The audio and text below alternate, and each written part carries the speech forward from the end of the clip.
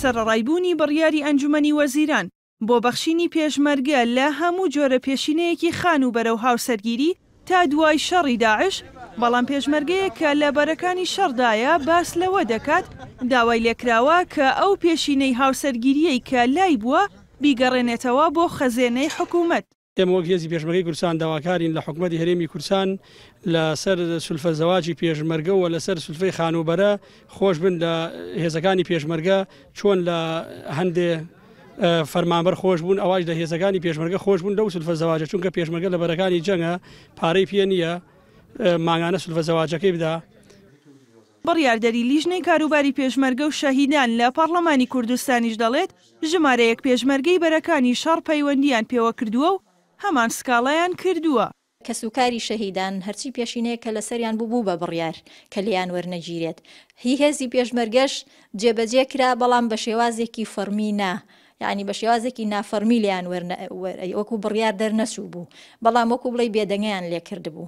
ئەتوانم بڵێم زوڵمێکە لە هێزی پێشمەرگە ئەکرێ ئەگەر بێت و لە ئێستاە پێشینەی هاوسەرگیری و خانوبەریان لێوەربگیرێ، چونکە پێشمەرگە لە وەزعێکی نەخوازراوایە و موچەکانیان ئەوەندە نییە کە بەشی ژیانیان بکات. لەسەر ئەو پرسە ئەمینداری گشتی وەزارەتی پێشمەرگە دەڵێت بە پێی ڕێنماییەکانی وەزارەتی دارایی ئەو پێشمەرگانەی لە شەڕی داعشدا شەهید بوون لە پێشینەکانیان دەبەخشرێن.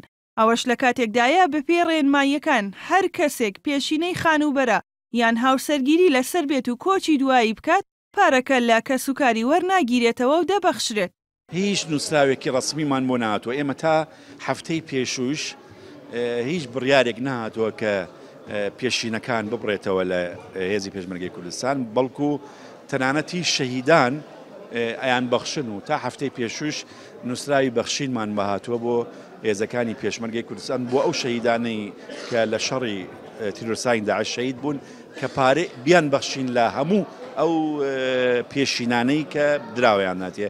لە ڕابردوودا پرۆژە یاسایەک بە ناوی بەخشینی پێشمەرگە لە پێشینەکان لە پەرلەمانی کوردستان لەلایەن لیژنەی کاروباری پێشمەرگەی پەرلەمانی کوردستانەوە تاوتوێ کرا، بەڵام بەهۆی پەکخستنی پەرلەمانەوە پرۆژەکە پەسەند نەکرا.